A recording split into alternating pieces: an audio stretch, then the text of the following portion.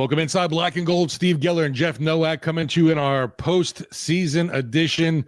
Playoffs in full swing with the wild card round in the NFL, but we are talking head coaching search right now for the Saints after a 5-win season.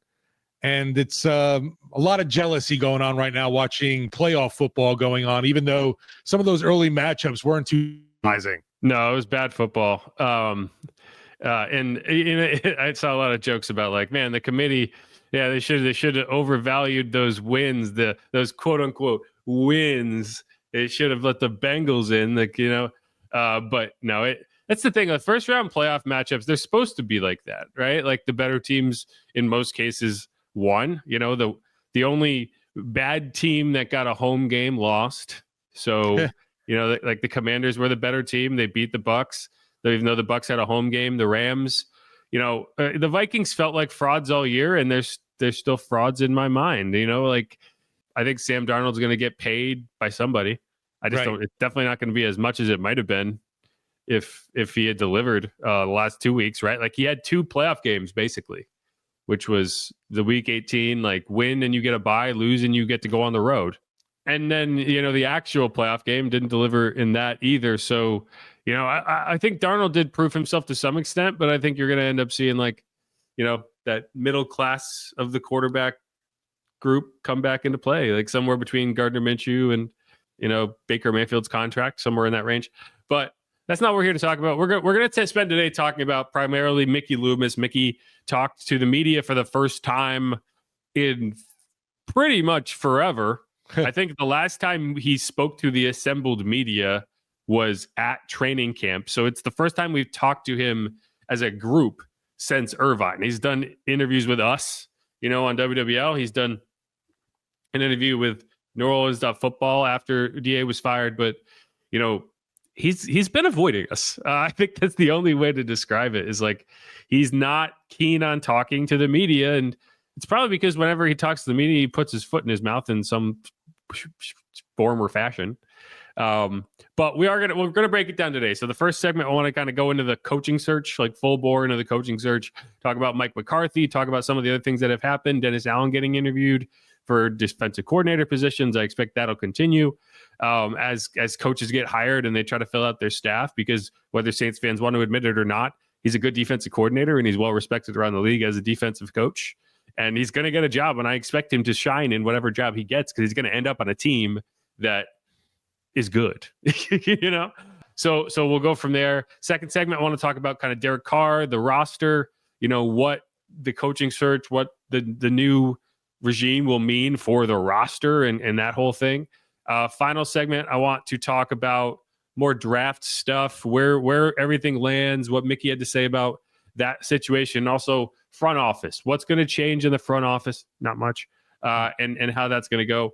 But first things first, head coaching search, right? And so we've seen interviews done with Anthony Weaver, Aaron Glenn, Darren Rizzi, Mike Kafka, the Giants offensive coordinator, has been interviewed, and that's going to continue. We've heard Cliff Kingsbury's name thrown into that mix, but the big one right now, and it sounds like that's going to continue to kind of develop, is Mike McCarthy, the Cowboys head coach, who was, I don't know if let go is the word. Like, you can't say that he was fired because his contract was up. They just, whether it was Mike's decision or whether it was the team's decision, you can't fire someone who doesn't have a contract.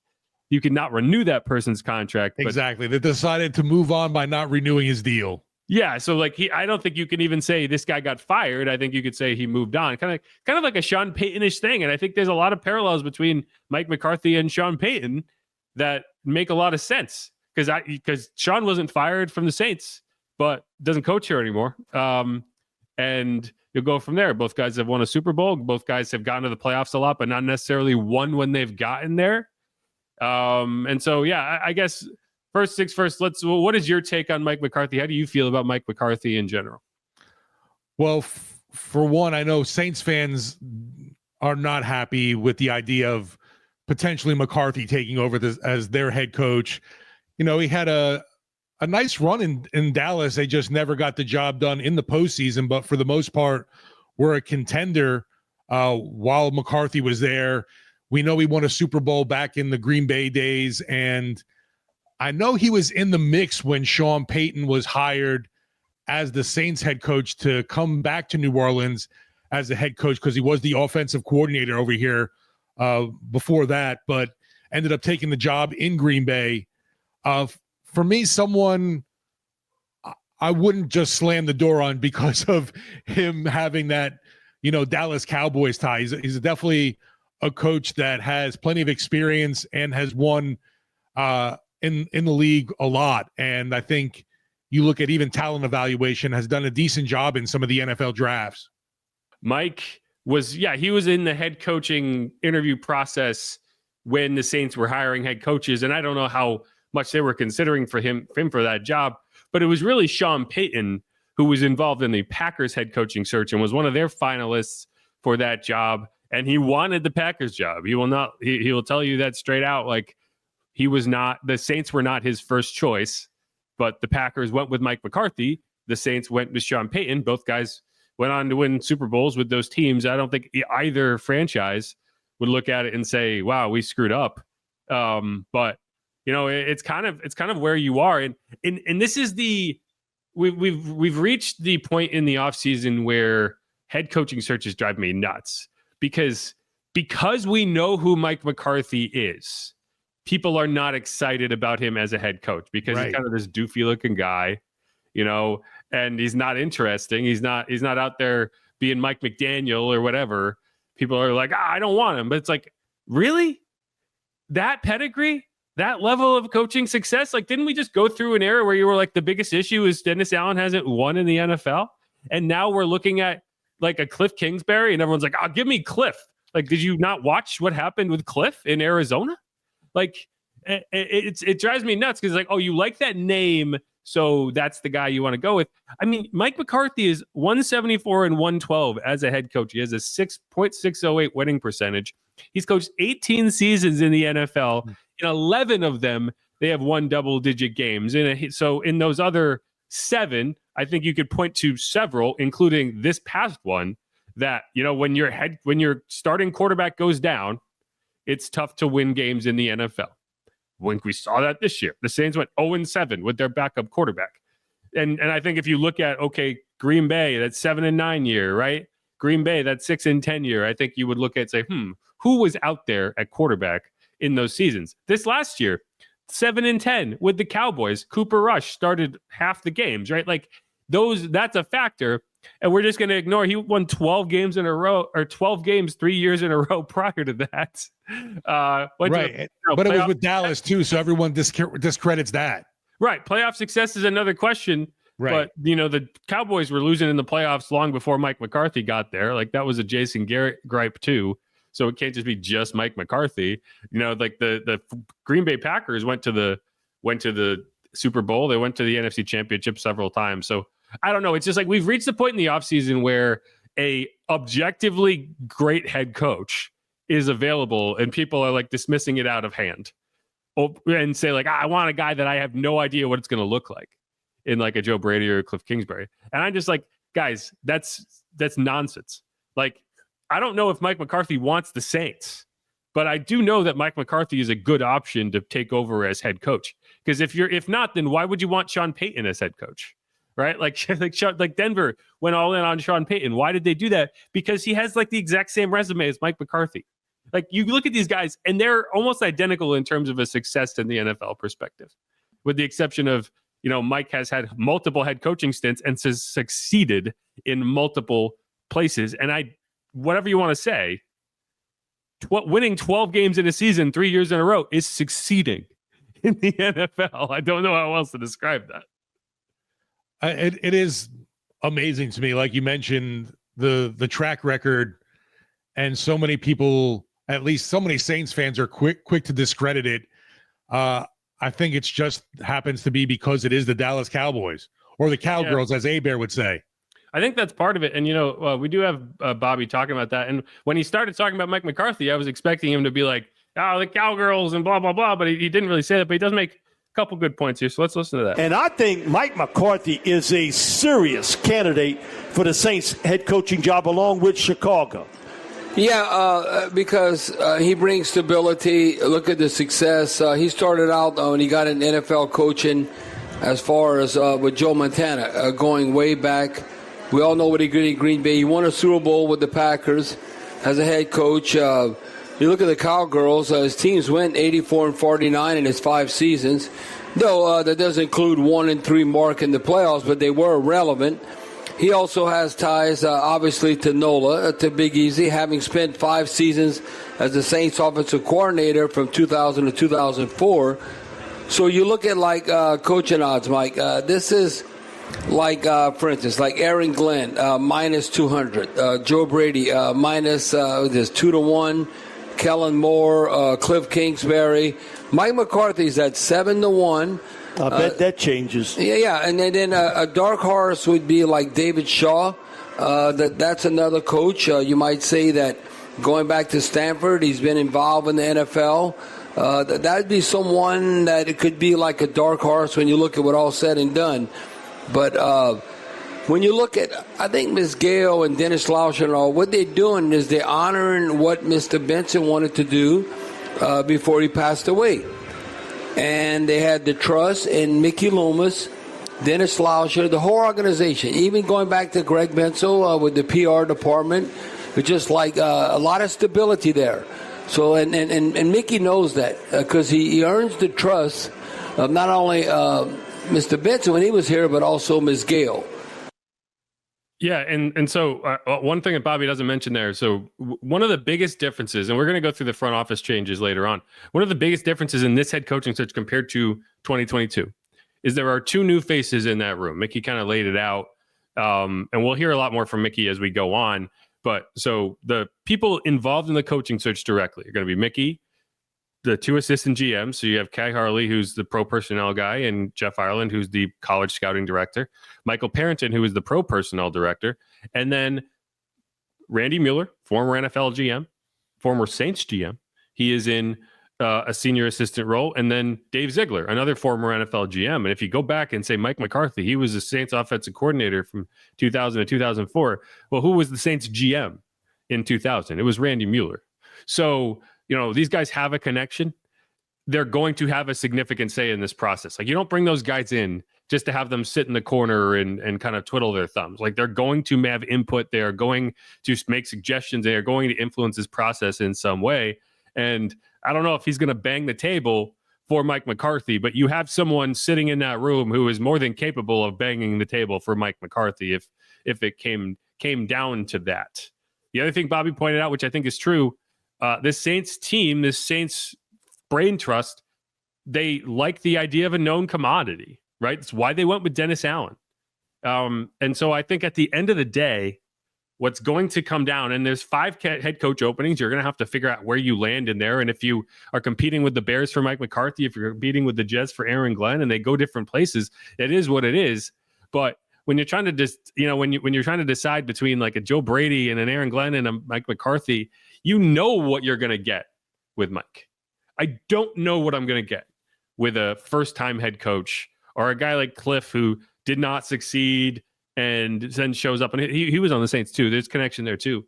I think that the stability that Bobby talked about, that's Mike. If you want to go with the stable approach, you're going with Mike McCarthy.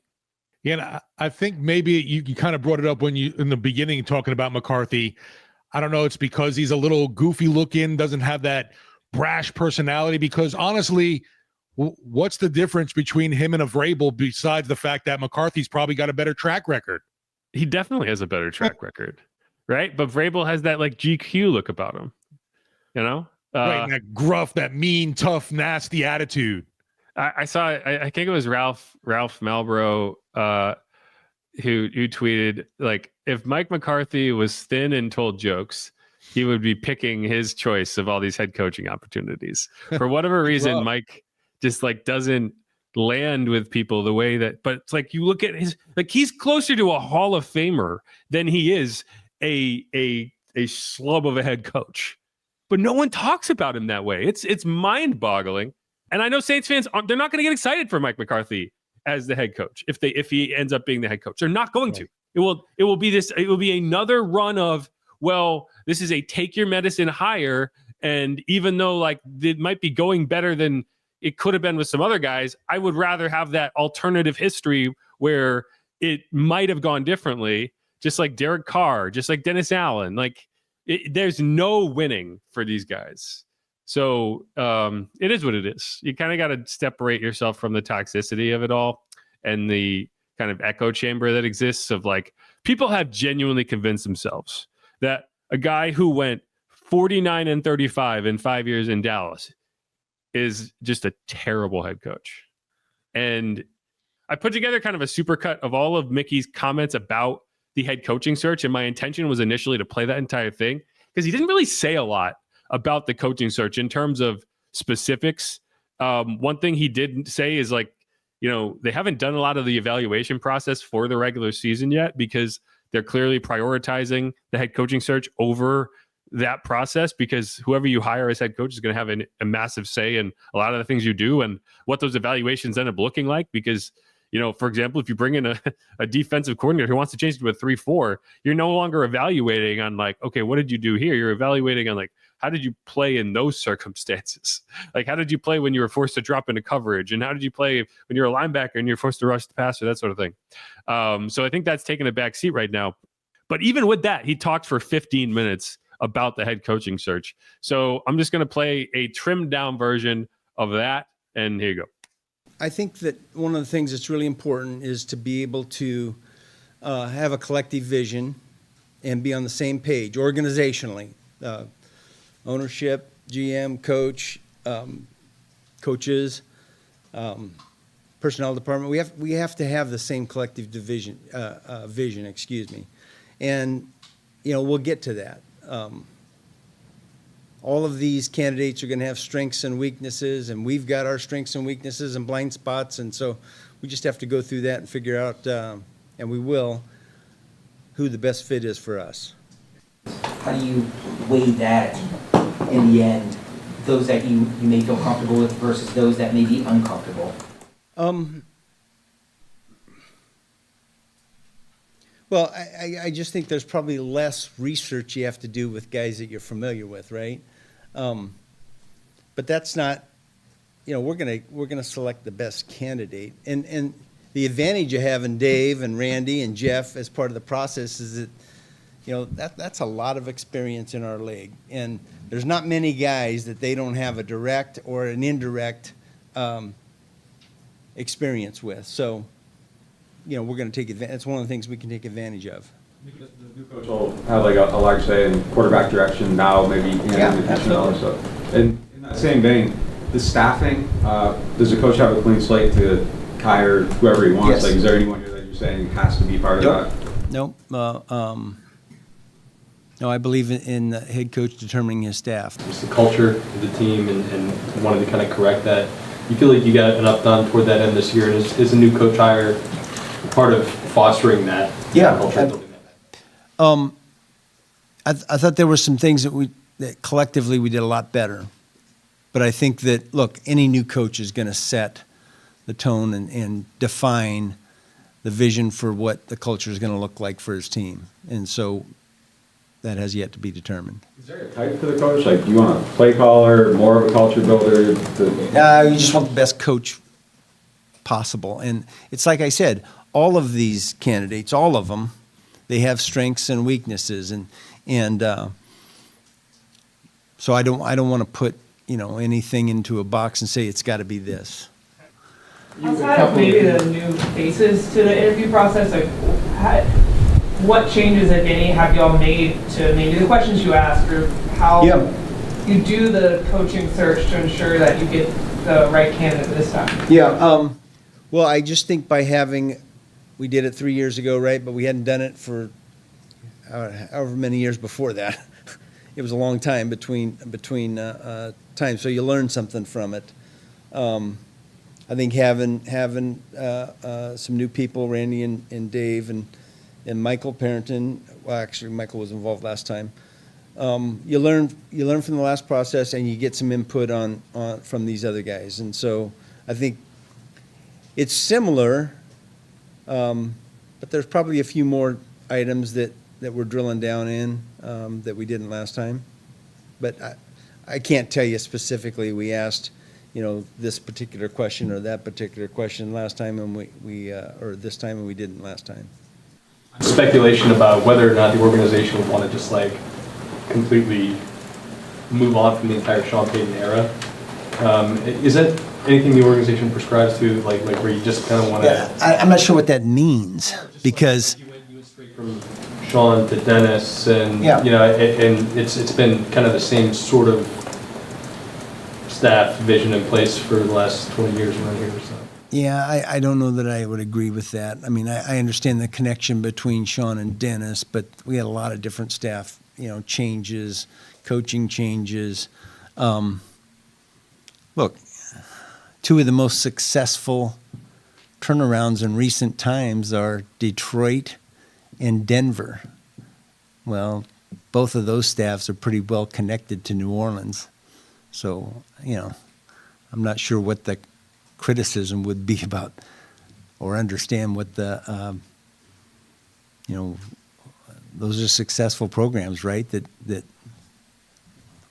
had a lot of bases here. So I'm not sure what that means necessarily. Mickey, We're going to get the best candidate we can get, whether they have a history with us or not. What have your conversations with Gail Vincent been like? How could you speak to where she stands right now in the state of affairs? Well, I mean, she's like the rest of us, disappointed, frustrated. Wants the team to be successful. So she's been nothing but supportive and encouraging, and able to provide as many resources as we need to get the best coach we can get. So she's a big positive when the question comes up about why is this job attractive. If you were selling this job to a potential candidate, like what would you tell them if they asked why this would be an attractive job? Yeah, I don't really think we have to do that.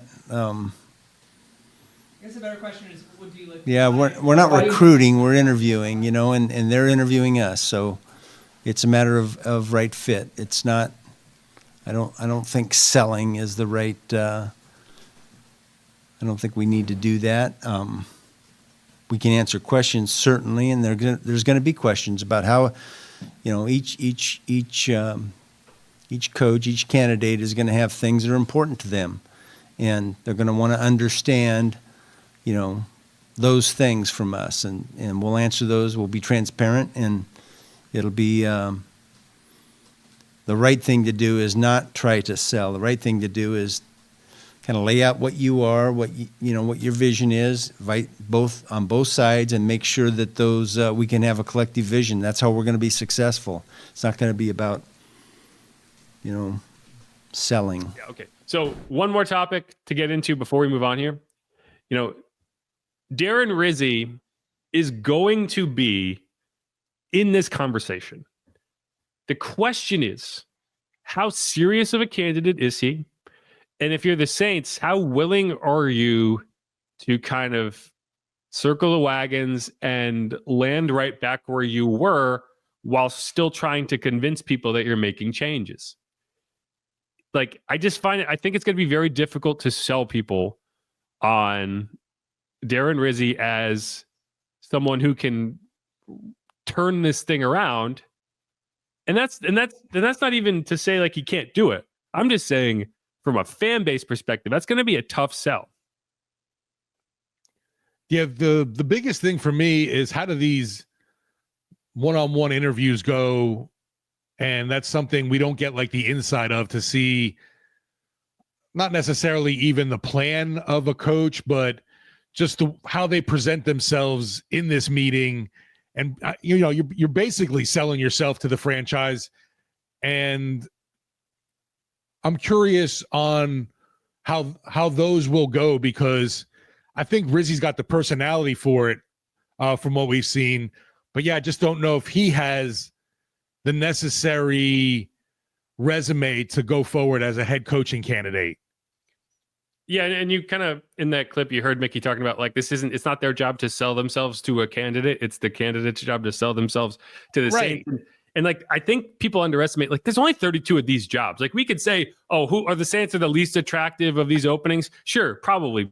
because of the fact that you haven't had success, because of the fact that you don't have one of these kind of young blue chip quarterbacks that, you know, you can say like, this is going to be the guy for however long. But all that said, like, there's still only 32 of these jobs in the world, right? There's a heck of a lot more head coaching candidates than head coaching openings. The key is not getting the most popular name. It is getting the right name, the right voice at the right time.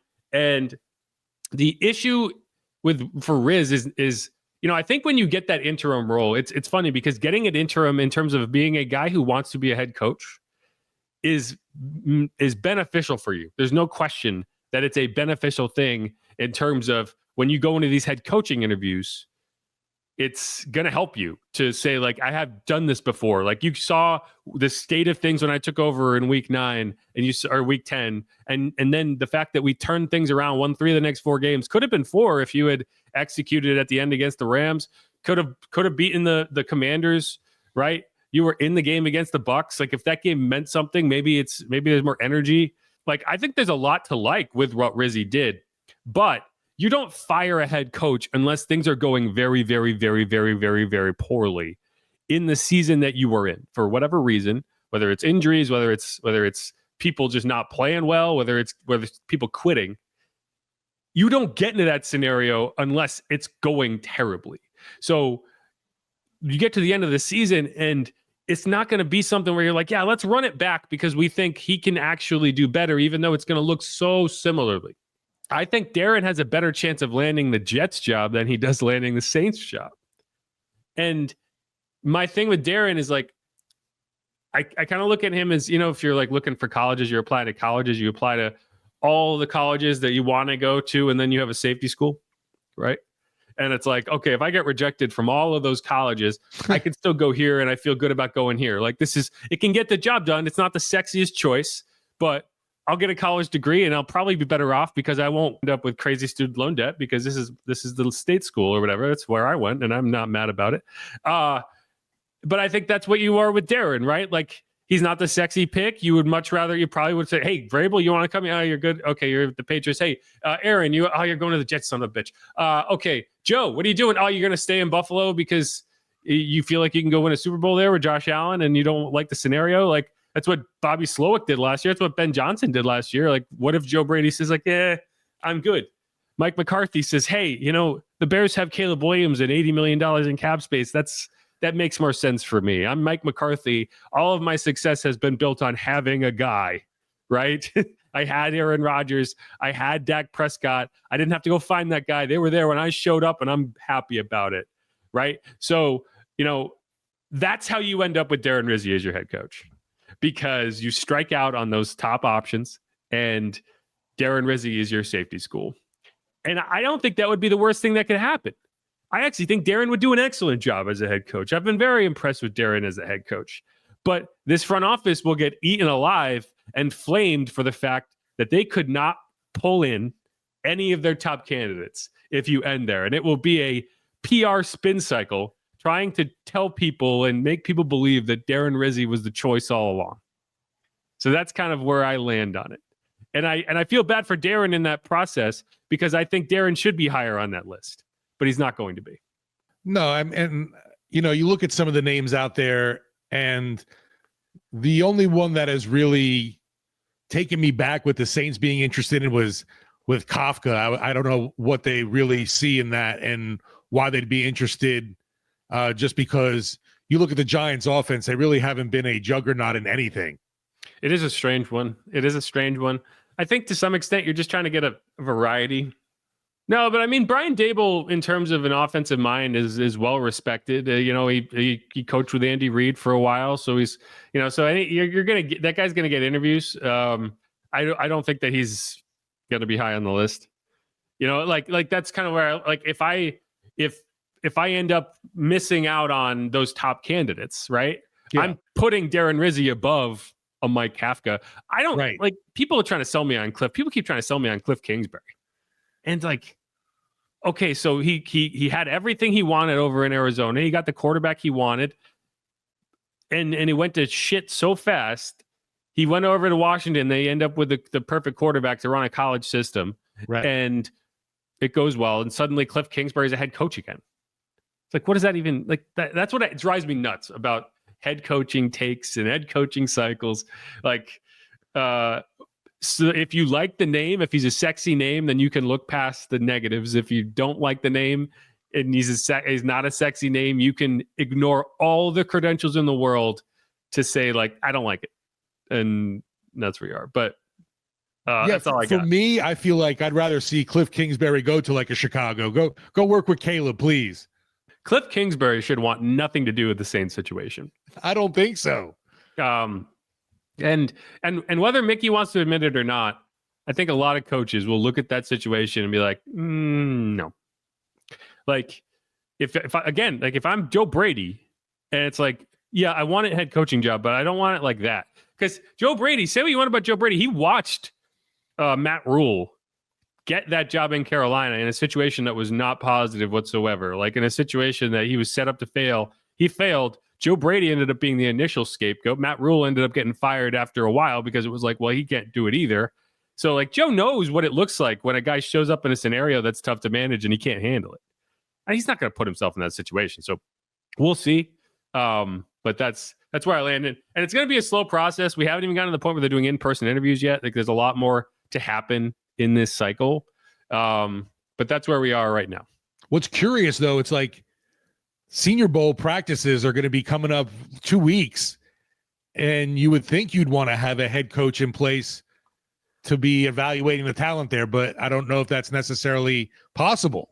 No, it's not. It's not. And but at the same time, it's like it's your scouts that are primarily going to be in that situation. That's why it's tough to reset the entire front office and reset the coaching staff in the same offseason, because like if you were like, yeah, we're going to reset the scouting department, well, it's like, okay, well, so that's even going to push the coach even further down the line, because you do need to have the scouts in place to do that. So it's tough. But here, let's wrap up this segment. We're going to come back. I want to talk more about the roster, Derek Carr, salary cap implications, what Mickey said about all that. This is Inside Black and Gold. We will be right back.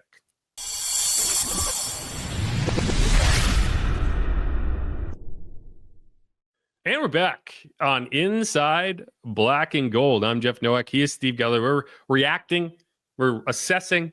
We are dissecting what Mickey Loomis had to say yesterday in his post-season press conference. It was about 46 minutes long.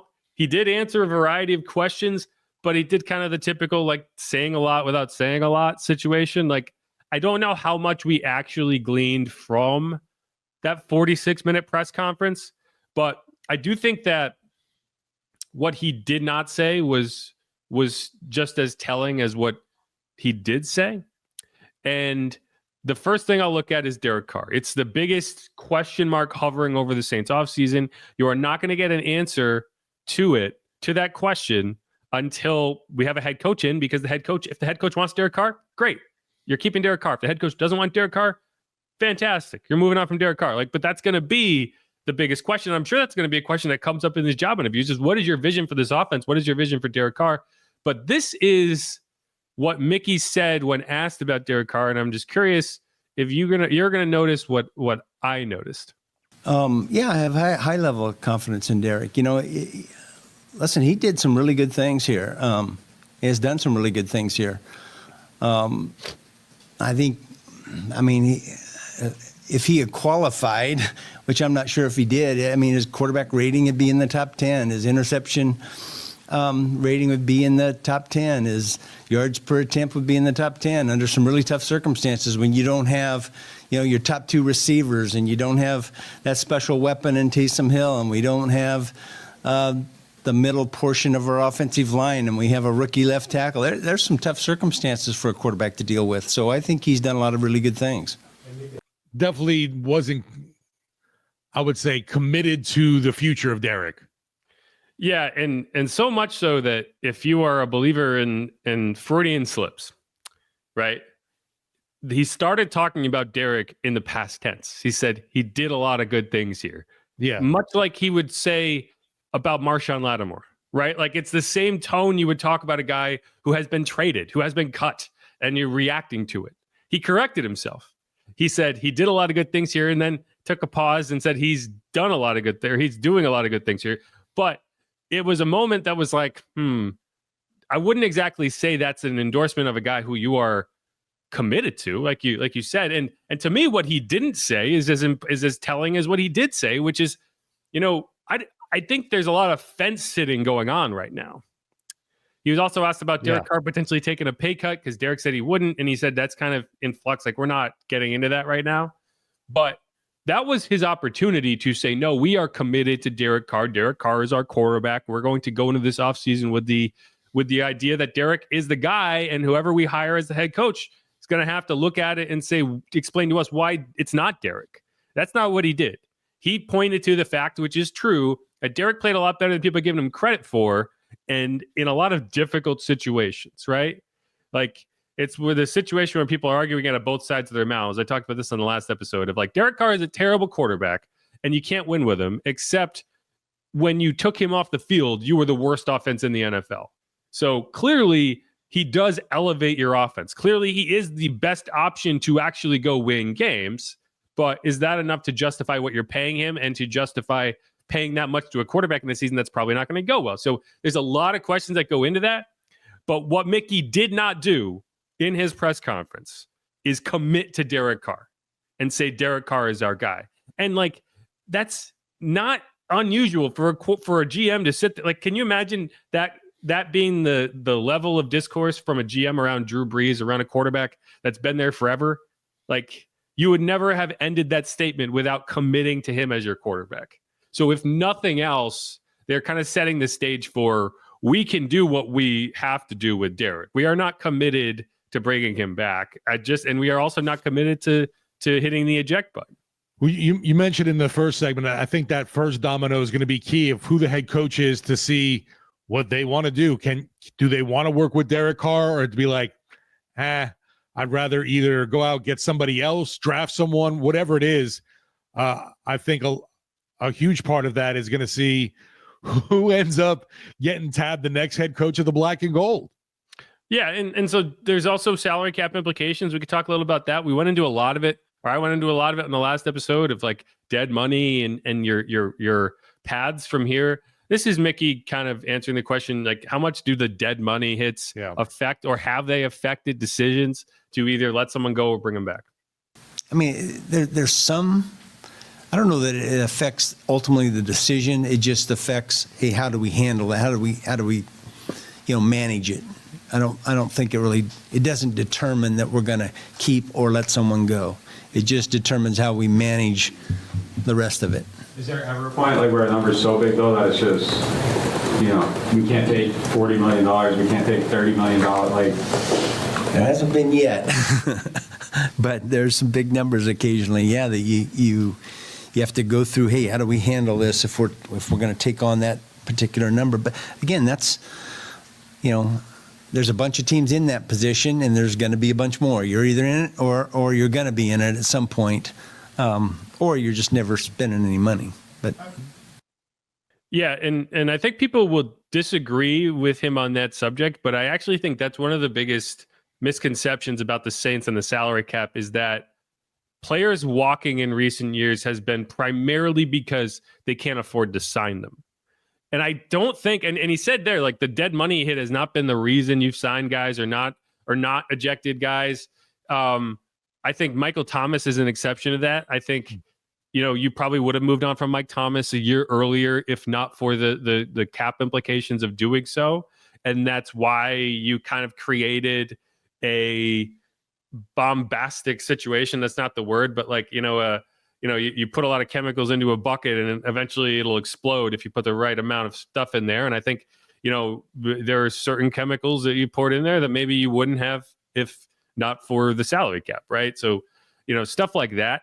But I don't think that the cap has prevented the Saints from re-signing a lot of players that they wanted to. The guys who walked in every case that you look at are guys that they just didn't choose to pay.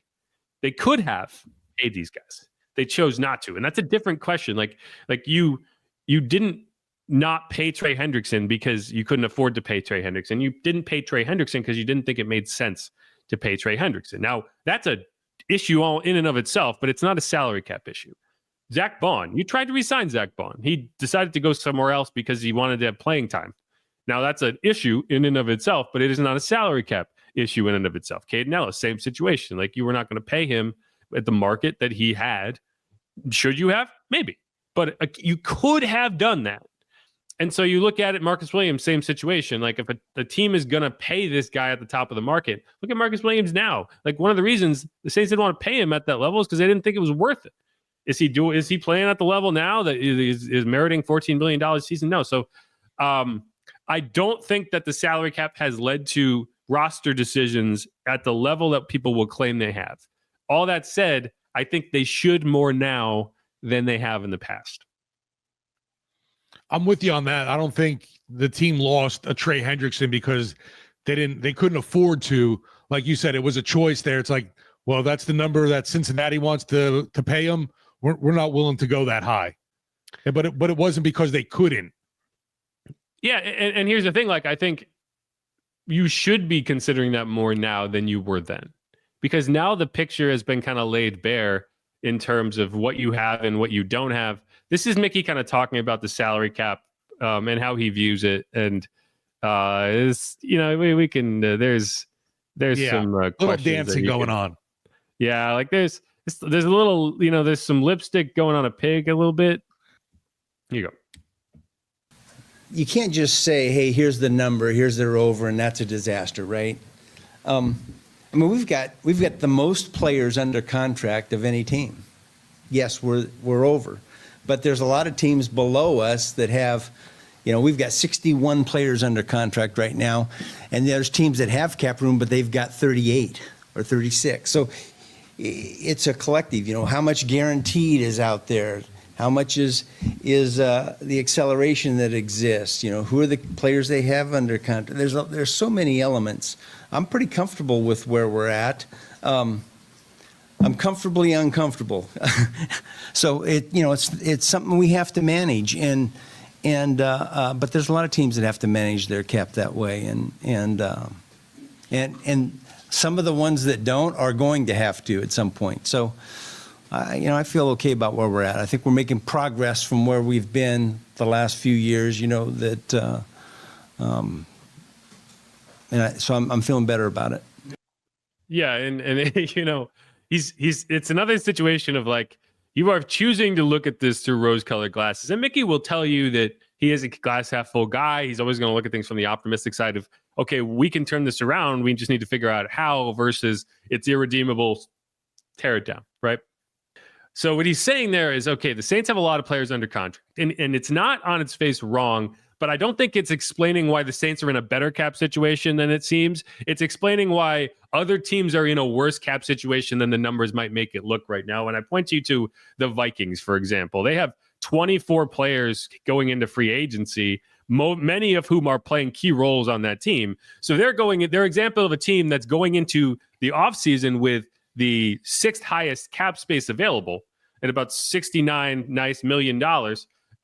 But they have to sign all these players. So by the time they get to a point where they even have a roster for the 2025 season, that number is going to be a lot closer to zero. Like they're in an enviable position of having a rookie quarterback that I imagine you'll turn to next year. But that $69 million is going against all of those players they have to re-sign, many of whom are going to want to get paid because they had a really good season. So I think at this point, you're looking at these numbers and saying a team like the Titans, $44 million, like they got to go sign a quarterback. They got to go do all this. So those numbers are a little more rosy than they might be in real life. That's what he's saying. All that said, I don't think the Saints having all these players under contract is necessarily a positive thing, because I don't know, are they good players? Are they players you want to have under contract? Like, his point is we don't have to go out and sign a lot of players to field a roster. And that is true. They can get to cap compliance and not worry about going out in free agency and dropping a bunch of money on people. But the roster isn't good enough. So it's not a positive thing that you have all these players under contract, because you feel like you need to move on from a lot of them. That's why I felt like, a game that he's playing, he's like, well, you could say this, but I'll turn around and say that. So it makes it put the Saints in a position where they don't look as bad. But as you mentioned, okay, you have all these guys under contract right now, but do you want them under contract even? Right. Like, yeah, you have a roster full of players that did not play well last year, and like the hurt players is one thing, like Chris Olave, Rashid Shaheed, like you have hurt players that are quality starters, but I don't think you have enough young players who are worth playing. Right. And Mickey was kind of asked about that a little bit, and I thought his answer was, I'm a sucker for a good analogy, and this is what he said about whether the roster is too old. It's a good question. I think that I kind of look at the other end of it as, man, we've got a lot of young players that have done some good things. Look, the injuries are a bad problem, right? And yet the other side of that is we got to see a lot of young guys play, and they got thrown into the fire. And it's like taking your 3-year-old and just throwing them in the pool and seeing if they swim. Some of them swam, and some of them you had to go pull out of the pool. So, I think we've got a lot of young players that I'm excited about. That's a long-winded way of saying that, I guess. Yeah, and so I don't disagree with the idea that injuries forced you to play a lot of young players. They absolutely did. I do disagree with the idea that a lot of these young players swam. If I had to describe it, I would say a lot of these young players got thrown into the deep end of the pool and thrashed about, eventually managed to doggy paddle their way to a point where they could stand up again. That's what I would describe it. Like, you look at a guy like Kyle Hergel, like, he survived. Yeah, you survived. Do you look at that player and say, like, oh, well, he's ready, he's an NFL player? No.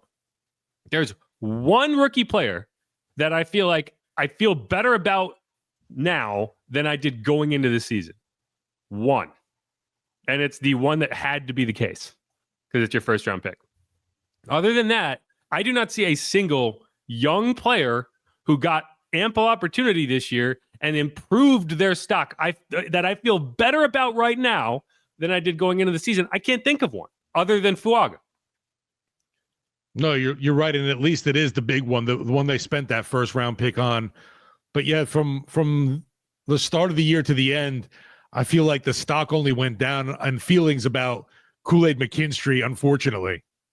Yeah, and you could throw a guy like Trevor Penning into that bucket of this time last year. We were talking about, can he survive an entire season? And now you at least have visual evidence of him not being the biggest issue on your team all year long. Like that is something. So it's not completely threadbare. Like, you have some of it. Kool-Aid is a young player, so just getting reps will help him. But I don't think he won a lot of the reps, right? Like, I wouldn't say what you saw was a guy go out there, get thrown to the deep end, and swim like a dolphin, swim like some sort of fish that's supposed to swim. I saw a guy that was like seconds away from drowning at all times. So I don't know. Like, I've said this before, and I'll say it again. It is oversimplifying the problem to say this Saints roster is simply too old. It is.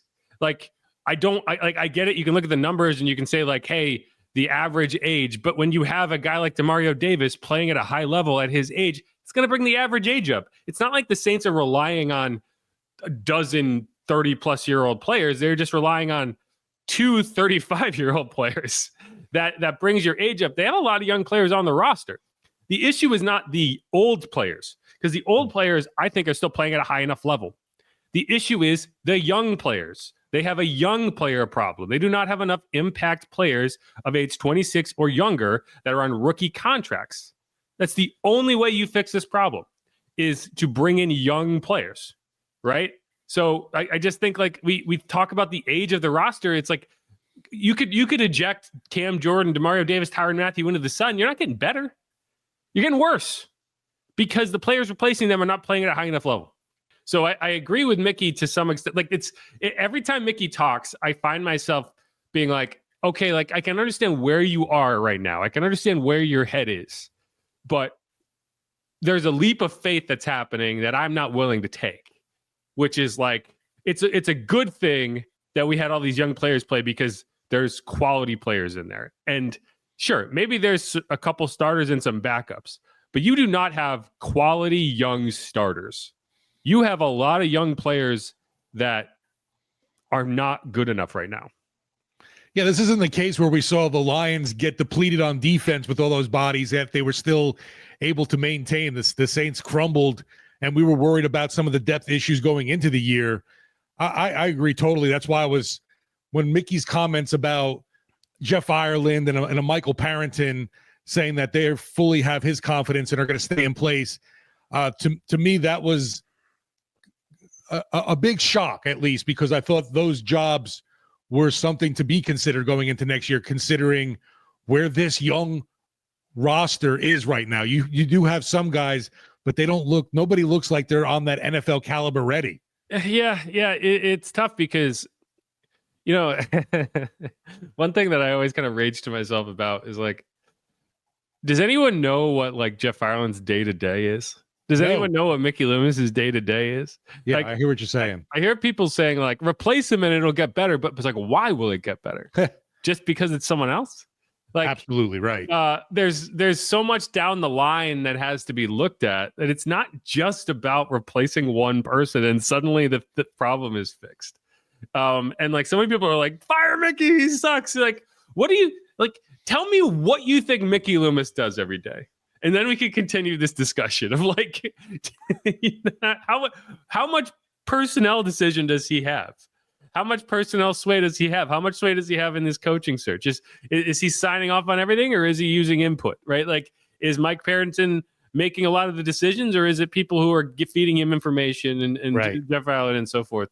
So I don't know. Like, I think people will not be satisfied unless a name they know gets fired, right? Like, unless then a name that they recognize is no longer around and is replaced by somebody else. But if somebody's got to lose their job. If like, I'm only name checking him because I know his name, and I don't even want to do this. But like, if Mike Baugh suddenly was no longer on the roster, suddenly was no longer one of the area scouts or whatever.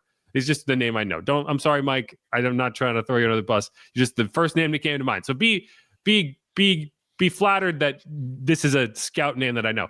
Like, if they moved on from Mike Baugh and said we were not getting a good quality information from this guy, no one would even bat an eye. No one would even be aware of it. But that would be a significant change in the process. So all that is to say, like, we don't know exactly what is being changed. Just because the guy at the top is not being fired does not mean they're not making scouting changes. They're not making changes to their process. And I do think they have to. And so we'll see how that goes. But I don't know. Like, and I did want to get into the front office bit of it in the final segment, but we kind of got into it a little early. I do think they have to be looking at that. I do. And whether that involves firings, whether that involves like how much time are we devoting to this scouting event versus this scouting event? What positions are we looking at? What are we asking players to do, and who are the players we are bringing in that are asked that can do those things? I do think that has to change, because you have to look at it seriously, and you have to be like, okay, well, we look at all these young teams and they are getting successful contributions from players, and we are not getting those. So why is that? Now, I'd imagine that some of the scouts around, like the Houston Texans or Washington Commanders, are going to be in demand. Yeah, and it's like I feel like we kind of take for granted that not all scouting is like the same, is on the same level, but we never talk about anything but the person in charge of the scouting department. True, very true, right? Like Cody Rager, like the Broncos took Cody Rager, and everyone kind of just like turned like, well, what does that even mean? Like that impacts stuff. So we'll see. But at the end of the day, like, what I need to see, and what I feel like has been an issue, is alignment from personnel, scouting, coaching. Because, like, why did Zach Bond leave? It's not because the Saints didn't try to sign him. It's because DA wasn't going to play him. And when we talk about the roster being too old, I actually think that more so than just the age is when you have veteran players who play forever, it's difficult to develop and replace, because it's like, yeah, you were developing Zach Bond.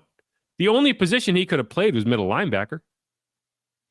Like that's what he's playing for the Eagles. Like they kind of have a weird system, so it's not as direct as what the Saints do in terms of will, middle, strong. But like, who is he taking off the field? Right? You drafted Pete Werner in the second round. The only scenario where Zach Bond gets the playing time Zach Bond wants is DeMario retires, and DeMario's trying to be LeBron of the NFL, right? Like, and so that's the issue. Is like, if you're going to draft players that the coaching staff is not going to play, it doesn't really matter how well you're scouting. Like, we could talk about the scouts and say the issue is the scouts, but then it's like, well, why isn't Trey Hendrickson here? That's not the scouts. They found him. Why isn't Zach Bond here? That's not the scouts. They found him. Caden Ellis. They found him.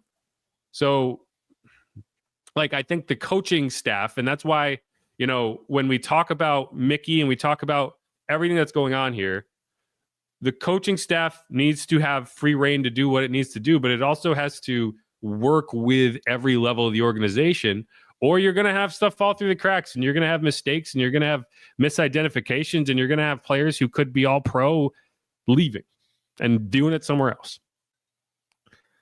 Yeah, unfortunately for the Saints, yeah, they mine that talent and weren't able to hold on to it.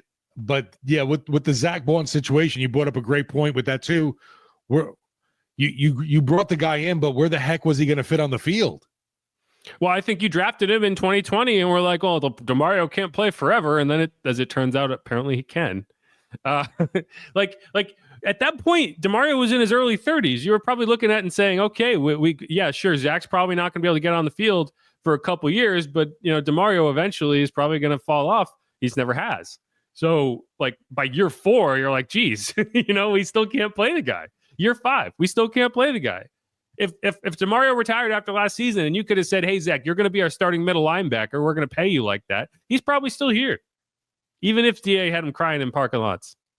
Did you read that story? Did you read that? No, I didn't see that. Yeah. Apparently, he's like DA had him out there crying in parking lots and stuff because he was so upset about everything. Wonderful. Anyway, okay, let's wrap up this segment. We're going to come back, talk more about kind of, okay, what's the alignment with the coaching staff, like we talked about. I want to talk about Mickey and why he's challenging Jeff Duncan to fights and stuff, and all that good stuff. This is Inside Black and Gold. I'm Jeff Nowak. He's Steve Geller. We'll be right back.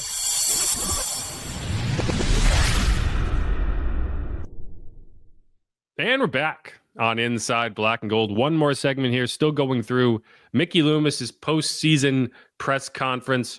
Got a lot of interesting stuff in there. But first, Steve, if you had to pick the celebrity boxing match between Jeff Duncan and Mickey Loomis, who you taking? Like, I feel like Mickey, you know, I think he's got like the height and the reach, but I feel like Jeff would fight dirty. I feel like Jeff would be like biting ankles and stuff. I don't know. Where do you land on that? Yeah, that's a tough one because, like you mentioned, I'm going to go with just the stature, and Loomis has the length and the reach probably on Duncan, so I'll take him. But yeah, I wouldn't count Jeff out totally just because of the, I guess, the pit bull like mentality. He's also like, I don't know what, like 15 years younger, so it probably helps, right? There you go, right? I feel like there's a factor there. But and I'm not just bringing that up. So Jeff asked Mickey, you know, if he's ever considered retiring. And Mickey gave a pretty definitive answer. I would argue more definitive than last year when he was asked about it amid rumors that he was actively considering retiring. And this is what he said. We've asked you before about, and you kiddingly say you're trying to run us off, run me off. I mean, you considered retirement ever? I mean, is that something ever? What keeps you going then? Look, I got a passion for. I've got a passion for the sport. I got a passion for the Saints. I got a passion for all of it. I feel like, look, I've got all my faculties here. The only nobody would ask me that question if I wasn't 68, right? They wouldn't ask me the question. Listen, you want to go out and challenge me to something? I'm ready to take you on, Jeff. Let's go. Not a fight. I'm not talking about that. I'm never been a great fighter, but if you want to play me golf, you want to play, you know, if I ever felt like my acumen or my ability to think and ability to do the things necessary in this job were waning, I'd be the first guy to say, hey, wait a minute. So no, retirement's not on my mind. Getting back to the playoffs and winning football, that's what's on my mind. Sure sounded like he was challenging him to a fight. I'm just saying. You want to go on the parking lot, right? Right. That was like, no, not a fight. That's kind of how it came off. So, put him up. Jack Johnson and Tom O'Leary right here to teach you lessons. Media fight. Yeah, it's like they did it in Anchorman, right? Like news fight, no touching of hair and or face. Anyway, okay. Brick killed a guy. Who would be throwing a trident? Man, we got to figure that out. But yeah, anyway, Sneaky Pete's gone, so I can't say him. Yeah, Sneaky Pete would be a trident guy. He strikes me as like I'm gonna like walking around with a live grenade. Anyway, I don't know if anyone quotes Anchorman as much as I do, but that's what that was. In case anyone was wondering, go watch it. But no, so I don't think anyone should be surprised by that. In Mickey's defense, he doesn't strike me as like an old man out there. Like he is for a 68-year-old guy. He is very, cogent. Like I don't think that's necessarily the issue. The issue I have is, the cliche, like you can't teach an old dog new tricks exists for a reason. Yeah. And my challenge to Mickey is like, hey, you want to talk? Hey, I got all my faculties, I got whatever, but like you have to be able to change with the times, with the issues. Like if you cannot change your processes when they need to change, then you should retire because you are over the hill and you cannot handle the job anymore. Like that's just reality. And if I came away positive on anything, it was not necessarily that, okay, they're going to make sweeping changes, because Mickey said basically straight up, like, we're not making front office changes, but we are going to change how we do things. And I did think that his answer when he was asked, okay, what would you do differently this time in terms of, would you have preferred to get away from the Sean Payton era a little bit more in the previous head coaching search compared to this one? I thought he had an interesting answer to that question. Do you wish there had maybe been more of a significant break or change at that time? No, I think if anything, maybe I underestimated a couple of different items. I don't want to get into the detail of that. I think I could have probably done a better job supporting Dennis in a few areas. But I don't want to get specific as to what those are. The general concept of what that means? Specific. Like with the roster or with any? Just in lots of different things, really, that we could have done better. Maybe we underestimated. Yeah, something that grabbed my attention too, even talking about Dennis, was when he was asked about the firing, and he's like, it was an organizational decision, and I'm part of the organization. Yeah, I know. And like that was the smart move, because I don't think he was going to be like, GMs don't want to go up there and just lie, right? They're perfectly willing to not tell you the answer to your question. But you don't want to go up there and lie, because there's going to be people that know you're lying, and then you're a liar. Like, and you don't want the reputation of lying, but you also can't go up there and tell the truth. Because right. Oh, this was bullshit. I was in Dennis's corner. I didn't want him to leave. Right. And like, you're not going to air your dirty laundry in terms of like, yeah, me and Gail, we went back and forth on this. We did not agree, whatever. Like, he's not going to go up there and say that. So no, the correct way to handle it is like, I'm not answering that question. But he is saying like, there was things that happened in 22 and 23 that I probably would have done differently if I had them to do over again. And he's not willing to say what they are. So you kind of have to just kind of guess, and so if I had to guess, I would say it had to do at least somewhat with, okay, this continuity idea, this idea that instead of changing the path and changing the trajectory of how we're going to handle the coaching staff, we're going to bring in DA and have him be the head coach and then basically keep everything the same around him. And that did not work. In year 2, you rebuilt the entire defense. You still kept basically the same offense. In year 3, you finally rebuilt the offense, but I think it was probably just too late. And I don't think that worked. I think you would have had a better chance to succeed if you had allowed the coach to stack the deck in the way he wanted it. And who's to say, like, DA's coaching tenure may have been doomed whether you had the best offensive coordinator in the world in there or not. But I do think there was some pressure from the front office, from whatever, to retain pieces on that coaching staff that DA may have been willing to move on from if you had let him do that. And so I think that probably undermined some things. It definitely undermined the offense, because I would much rather be in year 2 of Clint Kubiak right now, or even year 3 of Clint Kubiak right now. But instead you're in year 1 and you don't really know what it's going to look like or what it would have looked like if you gave it an honest chance. And now you may have to move on from it. So it's tough. And I think one of the takeaways from that, and whether this is just lip service or not, Mickey said he believes in the head coach being able to decide his own staff. And one thing that makes that pretty clear, if you go back, Mickey wasn't going to let Pete Carmichael go interview for offensive coordinator jobs. He wasn't going to do it. He was going to block those interviews. This year, he could be blocking interviews. And I asked him about whether he would, and this is what he said. Here's what I've told our staff. I said, look, they're all employed. They all have jobs here until a new coach comes in and makes his determination. If they have an opportunity for someplace else, then come see me and we'll discuss it and we'll grant permission accordingly.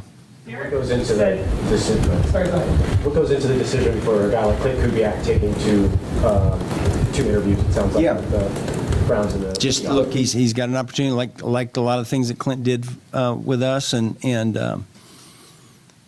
but again, I don't want to block someone when I can't guarantee that they'll have an opportunity. You can scratch the Browns off, by the way. What do you mean? They have promoted from within as their new offensive coordinator. Sure. Yeah. I mean, like you can do that. My larger point is what he's saying there is it's not, and this is kind of a gross thing about coaching searches and whatever. We saw it happen with the Panthers last year, and I gave him a hard time for it of Chris Tabor, right? He was their interim coach. I can't remember which team wanted to interview him for their job as their special teams coach. Right. But they blocked him from that interview. They did not allow him to do that interview, despite no guarantee that whoever they hired and took over would keep him on as their special teams coordinator. Would you venture to guess whether Chris Tabor is the current Panthers special teams coordinator? Hell no. He is not. It is Tracy Smith. Darren Bates is his assistant. So Chris Tabor does not have a job in the NFL this year. And whether or not he would have gotten whatever jobs he interviewed for, the Panthers did not allow him to do that and actively hurt his chances to get a job right after they let him go, if they let him go, right? They are more than within their rights to do that. But it is just about the grossest thing you can do to your employees who have done nothing wrong. Chris Tabor was their interim coach. Chris Tabor took over in midseason and kept the roster from chewing on the walls. Like that is a thankless job, to say the least. And they would not let him even find a new job in a way that made sense. And that's gross. And the only time that should happen is if you are, as a GM, going to sit there and say, no, we want this guy back regardless of who we hire. We are going to make it clear that we believe in this guy as our offensive coordinator. We want this offense, and whoever comes in as head coach is going to have to accommodate that. Now, I think that was the case when DA took over. This year, it is going to be on that head coach to fully decide their offensive staff. Yeah, they're not going, well, welcome aboard, so-and-so, but here's your new offensive coordinator. Meet Clint Kubiak. Exactly. and I just think that that's going to be a change. And if you're willing to do that with the coaching staff on offense and defense, then the roster might not be far behind. So all that is to say, people want changes. Like rebuilding an entire coaching staff down to the studs in one offseason is a very significant change. It's difficult to do both the front office and the coaching staff. It was always going to be one or the other, in my opinion, or at least like if you're going to fire the front office, you're probably firing the entire coaching staff too. And so I don't know. It is what it is, but I think that is a change and that is going to be different. And we'll see if that actually helps the process. What I'm curious in with this head coaching search with the Saints too is we've got a couple of names that have gone through already. There's still some more interviews to come, but there's been no mention at all of probably the hottest candidate in a Ben Johnson for the Saints. Yeah, it's tough because I don't know. Ben is going to be one of these hot names, right? Has he been rumored anywhere as a head coach interview? I forget where he's gotten the virtual interview so far, honestly. Yeah, at this point, there's been no in-person interviews. You can't do that until the 20th. Right. There's a lot of rules in terms of how this can happen. Like Mickey was asked what the timeline is. And it's like the timeline's going to be what the timeline is. The NFL basically decides what the timeline is. Like if you want to hire a coach like Vrabel, you could do that now because he was not in the NFL and you can have interviews with him. But anyone under contract, you got to wait. So you're kind of where you are. Like McCarthy, you could start interviewing right now. Right. Because he is no longer under contract as of today. His contract ended today. So I don't know. But yeah, Ben Johnson's going to be an interesting one. He was interviewing for these jobs last year, turned them down, went back to Detroit. So I'm surprised that they're not involved in some way. They could be. I mean, it's right. It's not over. Just in the early cycle of names, he's not in there for the Saints. He turned down Washington last year, and Washington ended up being like the biggest turnarounds in recent memory in terms of, they not only got to the playoffs, they won a playoff game with Dan Quinn. So maybe he regrets that now. I don't know. But yeah, Ben Johnson's going to be an interesting one that, I feel like maybe he's got a certain place in mind. I don't know. Right. Like you said, I wonder if maybe even not a certain destination, but a certain type, like he wants to have that quarterback in place already and doesn't want to bring someone in. I don't know. Yeah, it's a weird situation because, it's not a draft where you feel like there's a lot of quarterbacks. Right. Who's got the number one pick? The Patriots? No. Who has the number one pick? Titans. Yeah. I saw someone being like, who says no? Dak Prescott to the Titans for the number one pick, and the Cowboys hired Dion and pick Shador. The Titans say no. No, the Cowboys say no. That's what I meant. Yeah. Cowboys would have $104 million dead cap charge. You want to talk about dead cap? I don't think you could even field a roster with $104 million dead cap charge. Oh, God. That said, it wouldn't surprise me if they hired Dion and Shador forces his way to the Cowboys. Because they'd be like, I'm not playing for you. Like that would be the most likely if it was ever to happen again, where a player is like, no, I will not play for this team if they draft me. It would probably be this situation because there's so much drama around it. If Dion and his son end up in Dallas with Jerry, please get a film crew and make it a reality show. That's better than Hard Knocks to me. I mean, I feel like they've already greenlit it. It's just a matter of whether it happens or not. I feel like wherever Dion lands, it's going to be a reality show. And wherever Shador lands, you probably do the same thing. One's going to be on like Amazon Prime, and the other one's going to be on like Apple TV. I don't know, like keeping up with the Sanders, right? Yeah. Sanders to Sanders. It's the NFL version of the Ball family, except the dad actually is something to talk about. Either way. And we'll see with Shiloh and some of these others as they come through. But I don't know. Travis Hunter is going to be an interesting name as well. Either way, that's a good segue into my final point, which is the only way, and I said this in the last segment, the only way for the Saints to get out of the mess they are currently in. And like the salary cap management's not going to change, right? Like it's very clear that Mickey does not see the salary cap as the reason that things are going poorly. And whether you agree with that or not, the idea is right now we're going to work our way back, and they have been doing that. 50 million is the least salary cap burden they have had going into a season since like 2018.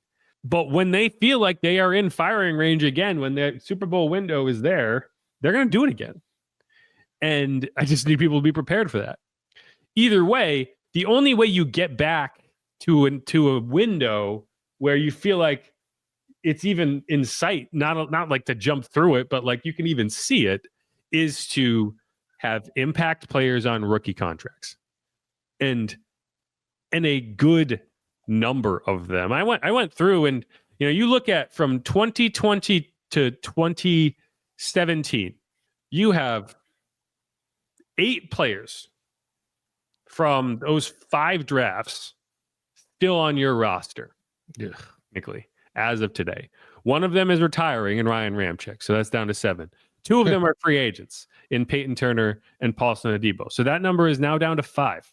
In those 5 drafts since 2017, and you traded Marshawn this year, you have 5 players on your roster. 5. That's Alvin Kamara, Cesar Ruiz is another one. Like, you just don't have impact players that you drafted on your roster at all. And even from like 2022, you only have 4 players from that draft on your roster. 2023, you have 6 players, but how many of them are impact players? 2024, you have 7. But how many of those players are starting for you? How many of those players are quality players for you? Not enough of them, right? Like your 2 starting safeties were free agents, right? Your starting linebacker, your middle linebacker is a free agent. Your starting strong side linebacker was a free agent. Pete Werner was not a free agent. He was extended, so he'll be sticking around. Your offensive line, 4 of those 5 players got drafted. Yeah, so that's a positive. But 4 of those 5 players aren't star players. How many of those 4 players would be starting for how many other teams in the NFL other than Eric McCoy and maybe Fuaga? I think the number is not high. So like that's the only way. And what I will say is the team has seemed to adjust their draft strategy in recent years to accumulate more assets. From the 2019 draft, you made 5 picks, 2024 picks, 2021 6 picks, 2022 5 picks. You did not pick 7 picks in the draft over that entire stretch. I would argue that it has been one of your worst drafting stretches in team history. With the exception of like 2012 to 2015, which is another draft you had 9 picks in. But can you name me the picks in that 2015 draft? It's pretty ugly. Was that did we get Kaha that year? Yeah, that 2015 draft. And because I was going through this and I was trying to like, okay, every time the Saints have like 8 or more picks, they seem to hit. But in 2015, it was one of the worst drafts relative to draft assets I've in the Mickey Loomis era. They moved back up and they got Stephon. Yes, it was Andres Pete, he was a quality pick. You won't be mad about that pick. You got a starter who's a multiple Pro Bowler at number 13, but you don't want to draft a guard at 13. You drafted a tackle at 13, but he could not play tackle, so you ended up having him as a guard. That's your only good pick in that draft. Otherwise, Stephon Anthony was your first round pick. That was the Jimmy Graham trade, so that was Seattle's first round pick. It was 31 overall. Then Haile Kikaha, second round. Third round, Garrett Grayson, another third round pick. Grayson year. Another third round pick, and this is the second best pick in this draft. It's PJ Williams. That's the standard for this draft, is a guy who at least stuck around on the roster. PJ was what, a third rounder? Yeah, out of Florida State. Not a great player by any stretch, but at least a quality contributor. And you need to be pulling quality contributors out of the draft. And this was kind of like, a build up to that 2017 draft. But I mean, this is why 2015, 2016, you didn't have success, because you had all these picks and you didn't hit them. 5th rounders, Davis Tull, Tyler Davison, Damian Swan, 7th rounder, Marcus Murphy, right? Then the next year, okay, Sheldon Rankins, Mike Thomas, Von Bell, so David Onyemata. So that was 2016 is actually a draft that people don't talk about in terms of why were you able to draft the way you did in 2017 and see the immediate success? It's because you actually nailed 4 picks in 2016 building into that draft. What was Ireland's first year? Was it 2015? Yes, it was 2015. Okay. So you give him credit for that, right? And it is a multi-year process. Turning a roster around, we look back at 2017 and we say the reason that they had that success was 2017, but a big part of that success was Sheldon Rankins in year 2, Michael Thomas in year 2, Von Bell in year 2, David Onyemata in year 2, Amen. Combining with rookie Marshawn Lattimore, rookie Ryan Ramczyk, rookie Marcus Williams, rookie Alvin Kamara, rookie Trey Hendrickson, rookie Alex Anzalone, and you kind of built with that. Yeah. You need to stack quality drafts. And, you do that by accumulating picks. You do that by maybe getting lucky. There's a lot of luck involved in the draft that people don't necessarily give it credit for. But, hey, you can look at this draft and say, I feel good about Taliesin Fuaga. I feel like Kool-Aid McKinstry is going to be a quality player. Maybe he's not there right now. But you have to build on that. You have to nail a draft, and you nail a draft by taking swings, by throwing darts. And you need the darts to throw the darts. And so they have 9 picks in this draft.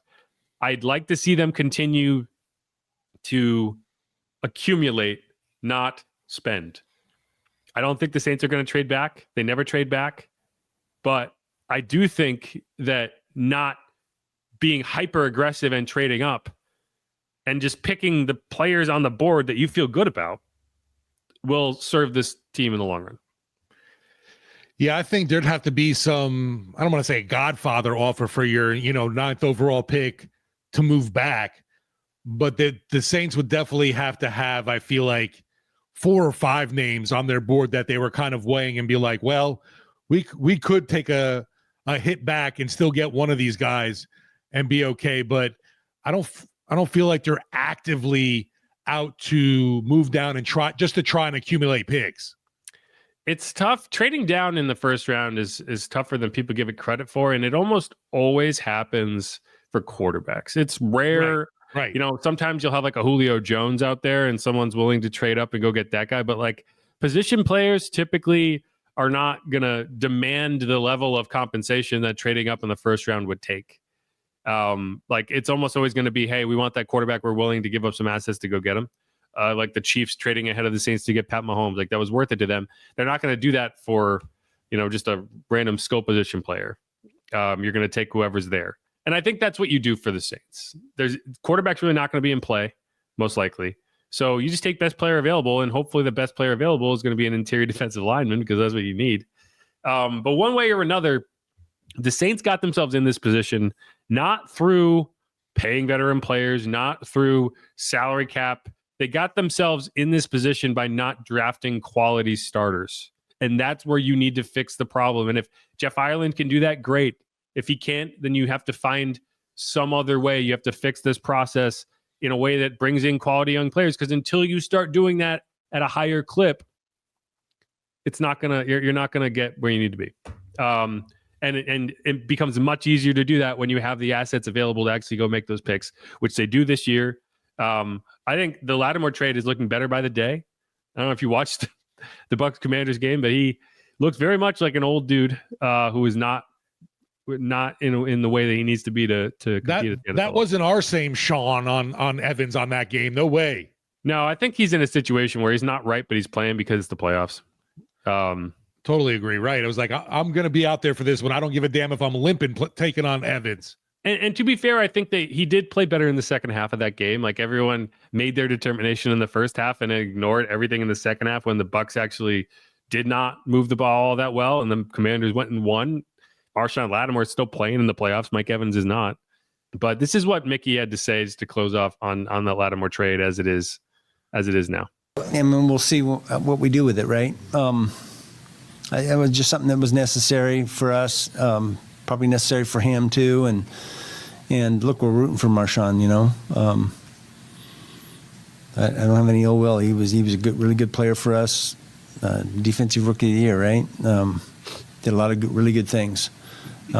So wish him nothing but the best. Yeah, and I think the Saints will be saying that about a few other teams down, or a few other players down the line here. Hey, maybe DeMario goes back to the Jets. But I don't know. Like, we can talk about old players, we can talk about salary cap, we can talk about whatever. It's got to happen through the draft. It's got to. There's no way around it. Yeah, the last 2 years, I mean, I think Rizzi has been a hit. We talked about Fuaga, but both of those drafts, you think about the other names there, and does anybody really stand out? I thought, we didn't expect to see Spencer Rattler this year at all, the 5th round pick, and he clearly has a lot more room to develop. But some of the other guys from this year's draft and last year's draft, I just don't see them as being contributors when you needed them. The Saints haven't had like a day 3 pick as an impact player. Can you name the last one? Ooh, like 4th round or later. That was actually an impact player. And obviously Spencer Rattler, but when you go 0-7 or 0-6 with a guy, I'm not giving him credit yet. Maybe he develops into something, but for now, I don't know. I'll say Caden Ellis. He was a 7th rounder. Yes, Caden Ellis is a good answer to that question. Same draft as CJ Gardner-Johnson. He's the actual answer. Because same draft, right? So that draft, you got CJ in the 4th round, Caden Ellis in the 7th round. Since then, you have not hit a day 3 pick. Ouch. At least not in a way that makes you feel like, wow, we're still doing this, right? 2020, you had Tommy Stevens in the 7th round. What a waste. Yeah. 2021, Ian Book, Paulson, or Landon Young, Kawan Baker. Like, Landon Young has at least been a player for you. Yeah, I was going to say, at least he's been a role player for you, and I'm not going to say a standout guy, though. No, I mean, if you can pull players that you're willing to put on the field out of this 4th, 5th, 6th, and 7th rounds, that's a win. Agreed. So Landon Young is, in terms of what your expectations are for that pick, is a quality add. But there are teams you look around, like there are players like, oh, you could it's 4th round pick, 5th round pick. Like, we were there. Amon-Ra St. Brown, you could add him. The 2022 DeMarco Jackson, Jordan Jackson. DeMarco's at least been a special teams contributor. 2023 Sal DeVeri, Jake Haener, Jordan Howden, A.T. Perry. I will at least give the Saints credit. They're trying to play those guys. And then this last year, you had Spencer Rattler, Bub Means, Jalen Ford, Christian Boyd, Josiah Ezerum. So, yeah, nothing there that you're even getting. All right, a good rotational depth piece. No. And so, with that, we will officially transition. But nothing's changing. Well, we don't know that. We'll see. We'll find out. What we can mention quickly before we move on, like, one thing that Mickey was very clear about is, like, the process itself might not change completely. Like, just because the results, he did drop you have to look beyond the results at us again. I don't know if you noticed that. He did drop that in there. But one thing that he did make clear is, like, if we're going to have to change the targets we have, like what we're looking for, because the coaching staff will be looking for new things. So I don't know, maybe that helps. Just I'm hoping that their standard or their ideal model of what a defensive end looks like changes for sure. I agree with that. I want more athletic defensive ends. But give me a Jared Verse. Where's our Jared Verse? Can I have one Jared Verse? Man, the Rams were nasty. There's that freaking Rams, man. Aaron Donald retires and they got better. Right? What? How'd that happen? But all right. With all that said, this will be our official transition into draft season. It's draft season, man. That's really all we have left to talk about. Coaches draft. I'd like to do kind of our first mock draft episode coming up here shortly ahead of the Senior Bowl to get an idea. But I'm in no rush. I'm in no rush to do that. So we'll figure it out. Maybe later this week we can talk about the playoffs. Just to get through. We're back to hosting Sports Talk on Fridays starting this week. So keep an eye out for that. 4 to 7, 4 to 8, 4 to 7, 4 to 8. 4 to 7, sir. 4 to 7. And WWL AM 870 FM 105.3 and the Audacy app. Check it out. Who Dat? Go Saints. I'm Jeff Nowak. He's Steve Geller. Peace, Who Dats. Sweet.